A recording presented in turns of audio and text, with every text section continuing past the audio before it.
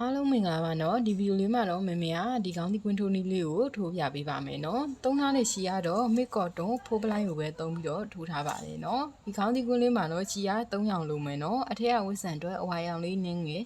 ပြီးတော့ဒီအပွင့်အတွက်ကအဖြူရောင်တရွက်လုပ်ဖို့အစိမ်းရောင်လေးလိုမယ်နော်ဒီဗီဒီယိုလေးမှာတော့မေမေကထင်ထင်ရှားရှားရှိအောင်ဒီအဝါရောင်လေးကိုသုံးပြီးတော့ထိုးပြပေးပါမယ်နော်ဒါဆိုရင်ဒီခေါင်းဒီကွင်းလေးကိုစပြီးတော့ထိုးပြပေးပါမယ်နော်အရင်ဦးဆုံးမက်ချစ်ဝင်လေးလှုပ်လိုက်မယ်နော်ပြီးရင်ဒီမက်ချစ်ဝင်လေးကနေတိုင်တိုး6တိုင်ထိုးမယ်နော်အရင်ဆုံးဖုံးမီလေးတစ်ချက်အရင်တက်လိုက်မယ်နော်ဖုံးမီလေးတစ်ချက်အရင်တက်ပြီးဒီဝိုင်းထဲမှာတိုင်တိုး6တိုင်ထိုးမယ်ဒီနှစ်3 4 5 6ဒီလိုမျိုးတိုင်တိုး6တိုင်ရပြီဆိုရင်ဒီဝိုင်းလေးကိုဆွဲစီလိုက်မယ်နော်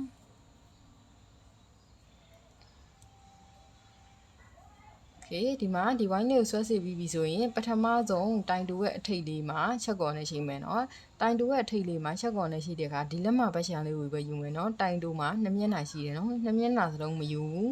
ဒီလက်မဘက်ရှံလေးကိုပဲယူပြီးတော့ချက်ကော်လေးနဲ့ရှည်လိုက်မယ်နော်ဒါမျိုးလေးโอเคဒါမျိုးလေးရပြီဆိုရင်ဒုတိယအဆင့်ကိုတက်မယ်နော်ဒုတိယအဆင့်ကိုတက်ဖို့အတွက်ဖုံးမိတစ်ခါပြီးရင်ဒီချက်ကော်နဲ့ရှည်လိုက်တဲ့တိုင်တိုးရဲ့အထိပ်လေးမှာပဲနော်ဒီတစ်ခါမှလည်းလက်မပရှံကိုပဲယူမယ်တချမ်းကိုပဲယူပြီးတော့ထိုးမယ်နော်တစ်ပေါက်ထဲမှာတိုင်တိုး2တိုင်ထိုးမယ်နော်တစ်ပေါက်မှာ2တိုင်စီ2တိုင်စီနဲ့ထိုးရမယ်နော်တချမ်းလေးကိုပဲယူပြီးတော့ထိုးမယ်နော်နောက်တစ်ပေါက်မှာလည်း2တိုင်ဒီလိုမျိုးလေးပဲတစ်ပေါက်မှာ2တိုင်စီ2တိုင်စီနဲ့ဝီတစ်ပတ်လေထိုးသွားမယ်နော်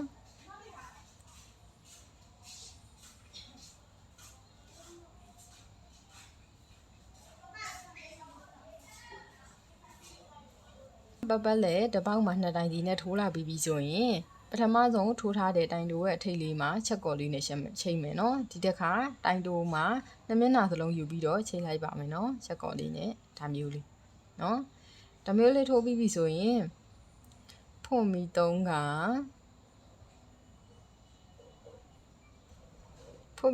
ထိုးပြီးအမှ2ခါရစ်မယ်နော်ပွင့်ဖက်လေးကိုထိုးပါမယ်နော်အမှ2ခါရစ်ပြီးဒီချက်ကောရိတ်ထားတဲ့အပေါက်ထဲမှာပဲနော်ဒီလက်မဘချမ်းကိုပဲယူမယ်တချမ်းလေးကိုပဲယူမယ်နော်ဒီလိုမျိုးတချမ်းလေးကိုပဲယူမယ်ချမ်းလေးကိုပဲယူပြီး2ရစ်တင်တိုင်းထိုးလိုက်မယ်နော်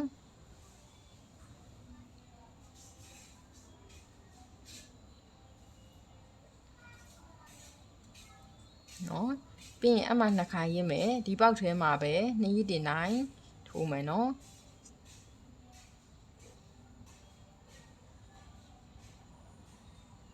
ပြီးရင်အမှ2ခါထပ်ရင်းမယ်ပြီးရင်ဒီပေါက်ထဲမှာပဲ2ရစ်တင်တိုင်းနောက်တစ်တိုင်းထပ်ထိုးမယ်ဒီတစ်ပေါက်ထဲမှာပဲ2ရစ်တင်တိုင်း3တိုင်းထိုးမယ်နော်ဒါမျိုးလေးဒီမျိုး2ရစ်တင်တိုင်း3တိုင်းရပြီဆိုရင်ဖွင့်ပြီးတစ်ခါထိုးပြီးတော့ဒီအထိပ်လေးမှာနော်ဒီထိပ်လေးမှာအပ်ကိုထည့်ပြီးတော့ရှီကိုချိတ်လာမယ်ပြီးရင်ဒီမျိုးလေးဆွဲထုတ်လိုက်မယ်နော်ထိပ်လေးမှာကန့်လန့်လေးထည့်ပြီးတော့ဆွဲထုတ်လိုက်ပါမယ်နော်ဒါမျိုးလေးပွင့်ဖက်ရှင်လေးဖြစ်အောင်လုပ်တယ်နော်ဒီမျိုးလေးထိပ်ကလေးမှာပြီးရင်အမှ2ခါရစ်မယ်နဘေးကလေးရဲ့အပေါက်မှာလည်းဒီတချမ်းကိုပဲယူမယ်ဒီလက်မပချမ်းကိုပဲယူပြီးတော့2ရစ်တင်တိုင်း3တိုင်းပြန်ထိုးမယ်ဒီတိုင်းဒီပေါက်ထဲမှာပဲနောက်ထပ်တစ်တိုင်း2တိုင်းရပြီနော်ပြီးရင်အမှ2ခါရစ်မယ်ဒီပေါက်ထဲမှာပဲနောက်ထပ်တစ်တိုင်းနော်3တိုင်းရပြီဆိုရင်ဖွင့်ပြီး3ကထိုးပြီးဒီ2ရစ်တင်တိုင်းထိုးထားတဲ့အပေါက်ထဲမှာပဲချက်ကော်လေးနဲ့ပြန်ရှည်လိုက်မယ်ဒါဆိုရင်ဒီမှာပွင့်ဖက်တစ်ခုရပါပြီနော်ပွင့်ဖက်တစ်ခုကိုတိုင်တိုး2ပေါက်သုံးမယ်နော်အမျိုးလေးပြီးရင်နောက်ပွင့်ဖက်တစ်ခုကိုစားဖို့အတွက်ဖွင့်ပြီး3က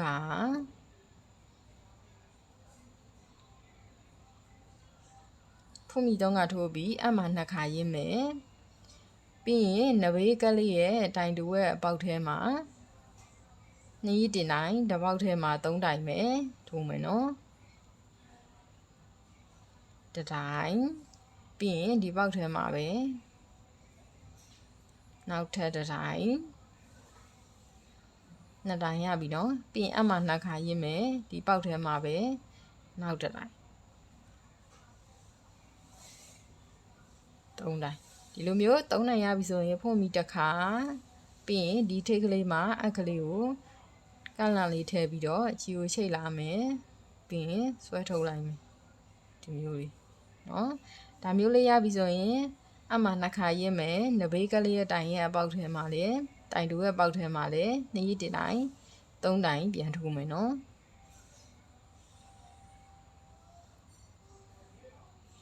တိုင်ရပြီပြီးအမှ2ခါရင်းမယ်ဒီပေါက်ထဲမှာပဲနောက်ထပ်တစ်တိုင်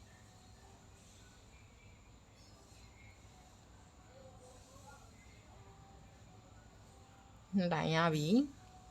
ပြီးရင်ဒီပေါက်ထဲမှာပဲနောက်ထပ်တစ်တိုင်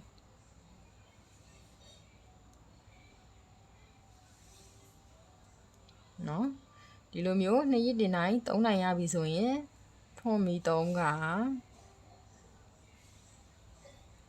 ပြီးရင်ဒီ2ရစ်တင်တိုင်းထိုးထားတဲ့ပေါက်ထဲမှာပဲချက်ကော်လေးနဲ့ခြေလိုက်မယ်โอเคဒါဆိုရင်ဒီမှာပွင့်ဖက်2ခုရပါပြီเนาะဒီလိုမျိုးပွင့်ဖက်လေး6ခုထိုးသွားမယ်เนาะအောက်မှာတိုင်တိုး12ပေါက်ရှိတယ်ဆိုတော့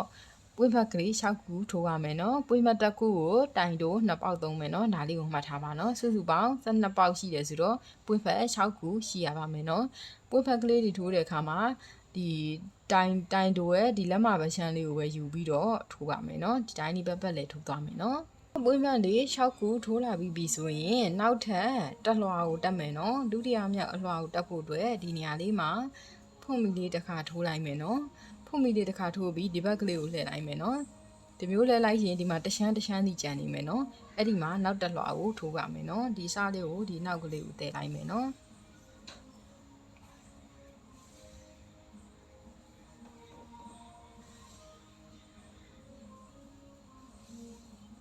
နောက်ထပ်တစ်လွှာကိုထိုးဖို့အတွက်ဒီမှာ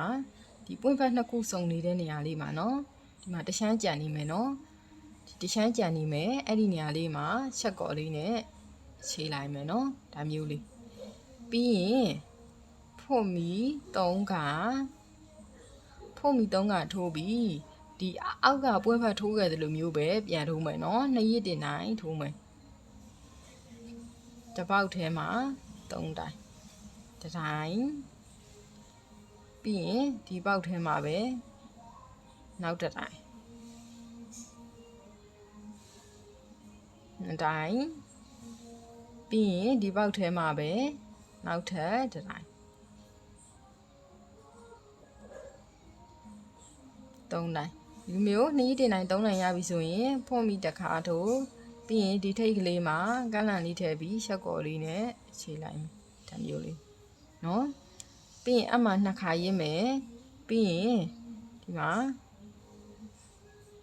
နဘေးကလေးရဲ့တရှမ်းကြံနေတဲ့နေရာလေးနော်တိုင်တိုလေးတွေတရှမ်းစီကြံခဲ့တဲ့နေရာလေးနော်ဒီမှာဒီလိုလေးမျိုးလေးတွေဒီပွင့်ဖက်လေးရဲ့နောက်မှာတရှမ်းကြံခဲ့မယ်နော်အဲ့ဒီနေရာလေးတွေမှာထိုးမယ်2ရစ်တင်တိုင်း3တိုင်ထိုးမယ်တစ်တိုင်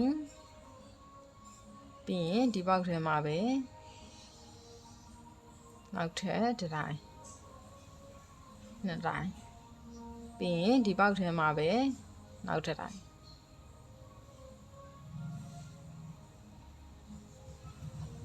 3တိုင်နော်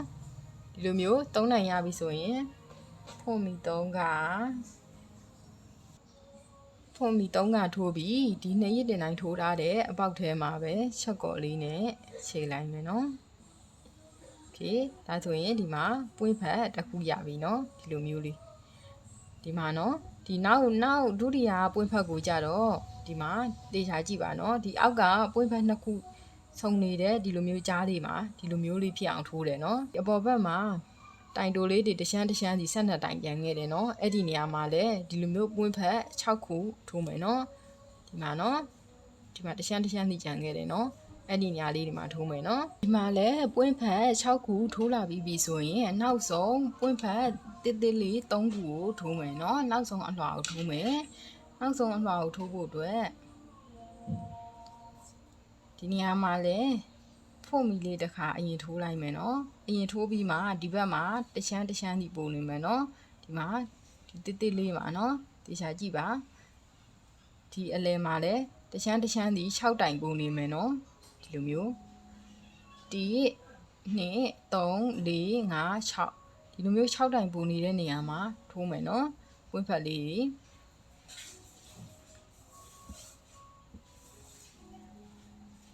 မှာပထမဆုံးတိုင်ရဲ့ထိပ်လေးမှာချက်ကော်လေးနဲ့ဝင်ချိတ်လိုက်မယ်เนาะအရင်ဆုံးချိတ်ပြီးတော့ဖွန်မီ3ကဒီနေရာမှာလဲဖွန်မီ3ကထိုးပြီး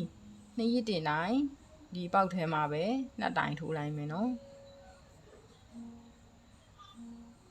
တတိုင်ပြီးရင်အမှ2ခါရင်းမယ်ဒီပေါက်ထဲမှာပဲနောက်ထပ်တစ်တိုင်နော်2ရစ်တင်တိုင်း2တိုင်ရပြီဆိုရင်ဖို့မီတစ်ခါထိုးပြီးဒီထိပ်လေးမှာကန့်လန့်လေးထည့်ပြီးတော့ချက်ကော်လေးနဲ့ချိန်လိုက်မယ်ဒီနေရာမှာကြတော့ပွင့်ဖက်လေးတိတိလေးပဲဆိုတော့2ရစ်တင်တိုင်း2ခါပဲထိုးလိုက်တယ်နော်ပြီးရင်အမှ2ခါရစ်မယ်အမှ2ခါရစ်ပြီးတော့နောက်တစ်ပေါက်မှာနော်နောက်တစ်ပေါက်မှာထိုးမယ်နော်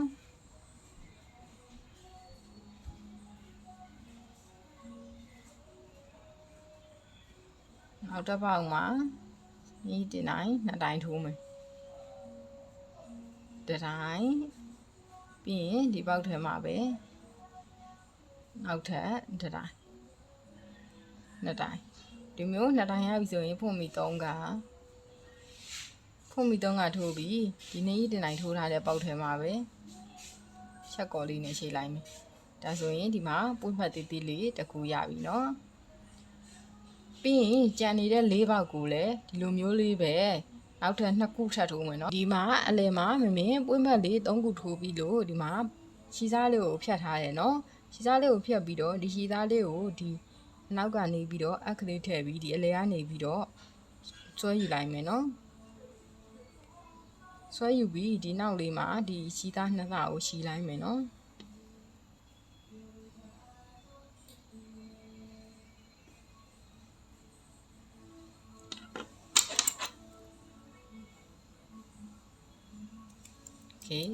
မမေအထက်ကဝစ်ဆန်လေးကိုထည့်ဖို့အတွက်ဒါမျိုးလေးထိုးထားတယ်နော်အထက်ကဝစ်ဆန်လေးကကြတော့ပုံမီလေး9ချက်ထိုးပြီးတော့ချီဖြတ်ရုံပဲဆိုတော့ဒါလေးကိုမမေထိုးမပြတော့ဘူးနော်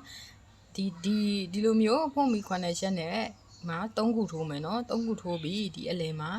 လာပြီးတော့ထည့်လိုက်မယ်ဒီလိုခောက်ပြီးတော့နော်ခောက်ပြီးတော့ဒီအလယ်လေးမှာထည့်လိုက်ရုံပါပဲနော်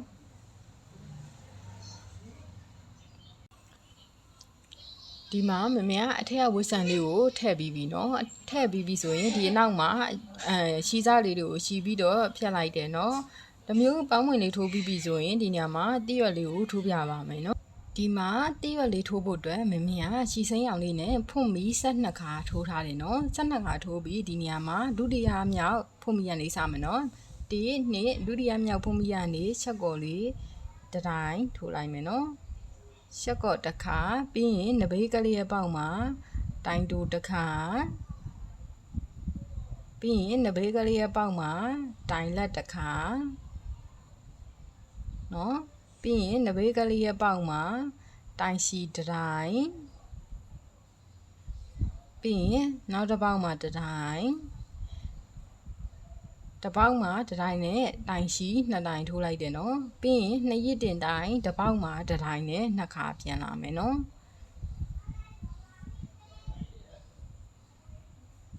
တစ်တိုင်းပြီးရင်နောက်တစ်ပေါက်မှာ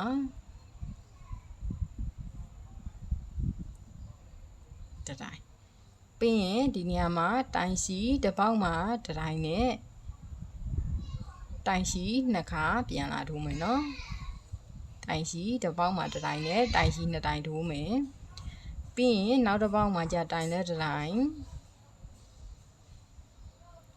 နောက်ဆုံးပေါက်မှာကြာတော့တိုင်တိုးလေးတစ်တိုင်နော်ဒါမျိုးလေးရပြီဆိုရင်ဖုံးမီတစ်ချက်တက်မယ်ဖုံးမီတစ်ချက်တက်ပြီးဒီတိုင်တိုးထိုးထားတဲ့နေရာမှာတိုင်တိုးဒီဘက်ကိုပြန်ဝိုက်လာမယ်နော်တိုင်လက်ထိုးထားတဲ့နေရာမှာတိုင်လက်ဒီစလေးပါတစ်ခါတည်းတင်သွားမယ်နော်ပြီးရင်တိုင်ရှိထိုးထားတဲ့နေရာမှာတိုင်ရှိနော်ဒီလိုမျိုးတိုင်ရှိထိုးထားတဲ့နေရာမှာတိုင်ရှိ2ရစ်တင်တိုင်ထိုးထားတဲ့နေရာမှာ2ရစ်တင်တိုင်ဒီလိုမျိုးလေးမျက်နှာရှင်းနိုင်ကြအောင်ဒီဆုံးထိပြန်ထိုးလာမယ်နော်ဒါလေးကိုရောက်ပြီဆိုရင်ခြေစားလေးကိုချီလေးထားပြီးတော့ဖြတ်လိုက်မယ်နော်ဖြတ်ပြီးဒီစားလေးကိုချိုးဝက်ကလေးနဲ့တိမ်မယ်နော်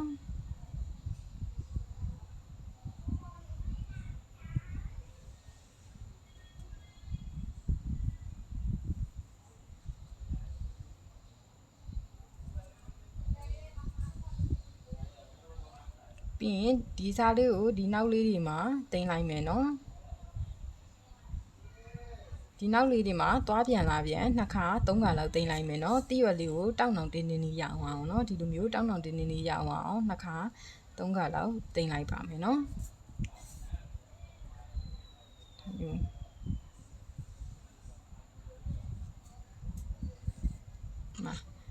ဒီလိုမျိုးလေးတောင်းတောင်လေးရပြီဆိုရင်ခြေစားလေးကိုဖြတ်လိုက်မယ်နော်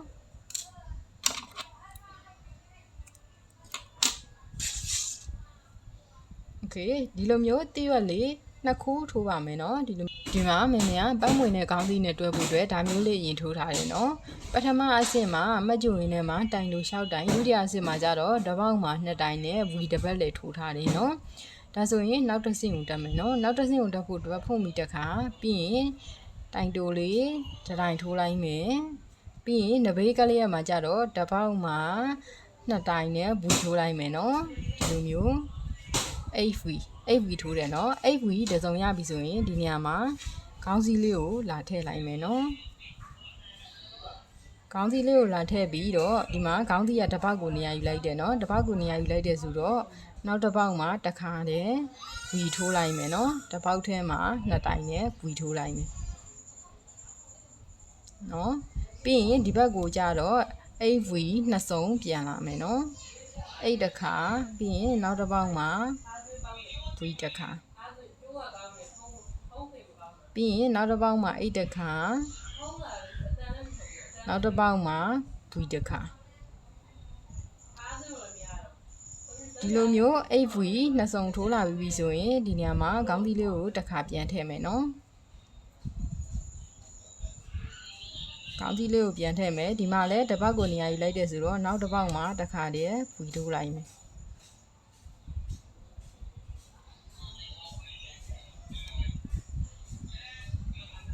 နော်ပြီးရင်နောက်ဆုံး2ပေါက်ကြံနေမယ်နော်နောက်ဆုံး2ပေါက်ကြံနေတာကို 8V တစုံထိုးလိုက်မယ်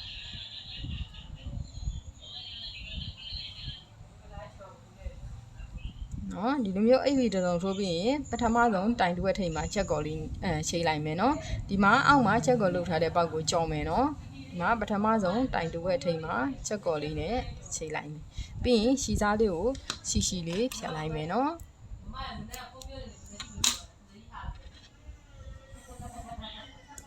ဒီဖြတ်လိုက်မယ်ပြီးရင်ဒီစားလေးကိုရှုပ်ဝက်ကလေးနဲ့ထည့်လိုက်မယ်နော်ခြေသားလေးကိုရှုပ်ဝက်ကလေးထည့်ပြီးပြီဆိုရင်ပန်းမွင်လေးနဲ့လာပြီးတော့တွဲမယ်နော်ဒီလိုမျိုးလေးနောက်မှာထည့်မယ်နော်ထည့်ပြီးတော့ပန်းမွင်လေးနဲ့လာတွဲမယ်မမေထိုးပြတာလေးပဲလိုက်ကြည့်ပေးပါနော်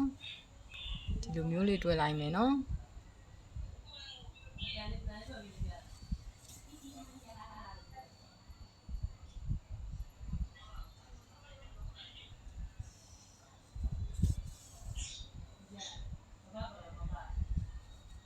ဒီလိုပုံစံတိုင်းလေးပတ်ပတ်လေးချုပ်သွားမယ်နော်လှလှလေးချုပ်သွားပါနော်ဒီလိုမျိုးမမေချုပ်ပြတဲ့အတိုင်းလေးပဲချုပ်သွားမယ်နော်လွယ်လွယ်လေးပါပဲနော်ဒါချုပ်ထားကြတော့ဒါမျိုးလေးနော်ဒါမျိုးလေးပတ်ပတ်လေးချုပ်သွားမယ်နော် မမေခေါင်းစည်းလေးနဲ့ပန်းမွေလေးနဲ့တွဲပြီးပြီနော်ခေါင်းစည်းလေးနဲ့ပန်းမွေလေးနဲ့တွဲပြီးရင်ပန်းမွေလေးကဒီလိုမျိုးလေးရမယ်နော်မတွဲခင်ကတော့ပန်းမွေကတွန့်တွန့်လည်းနေဖြစ်မယ်တွဲပြီးရင်လှသွားမယ်နော်ဒါမျိုးလေးရမယ်ဒါမျိုးလေးရပြီဆိုရင်ဒီနေရာမှာတိရွက်လေးကိုကော်လေးနဲ့လာပြီးတော့ကတ်မယ်နော်တိရွက်လေးကိုဒီနေရာလေးမှာကတ်လိုက်ပါမယ်နော်ဒါမျိုးလေး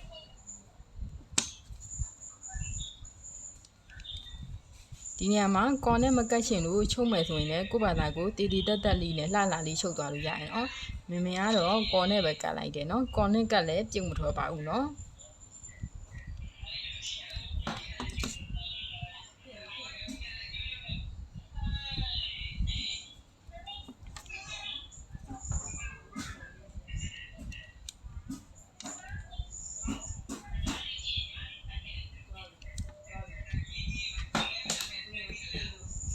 โอเคဒါဆိုရင်ဒီမှာ